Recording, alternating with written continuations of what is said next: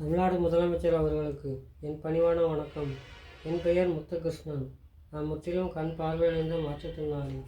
எனது சொந்த ஊர் குமாப்பட்டி, கண்ணன் யாதவர் மேலத்தெரு, பத்ராப்பு வழி, ஸ்ரீவில்லிபுத்தூர் தாலுகா, விருதுநகர் மாவட்டம். நானும் எங்கள் அம்மாவும் சேர்ந்து 2010வது வருஷம் ராமநாதன் என்பவரிடம் 5,50,000 ரூபாய் கொடுத்து வச்சுருந்தோம்.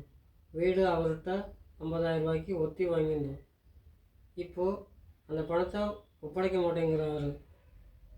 இதுக்கு யாதவ சமுதாயமும் அந்த பொறுப்பில் இருக்கிறவங்களும் உடந்தையாக இருக்காங்க.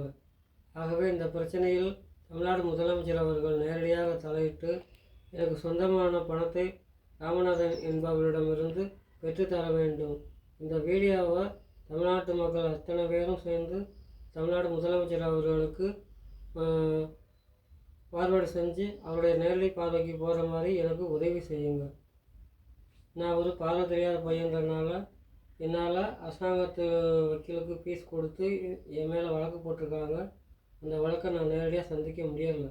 ஆகவே தமிழ்நாடு முதலமைச்சர் அவர்கள் இந்த பிரச்சனையில் நேரடியாக தலையிட்டு எனக்கு சொந்தமான பணத்தை ராமநாதன் என்பவரிடமிருந்து பெற்றுத்தர வேண்டும்.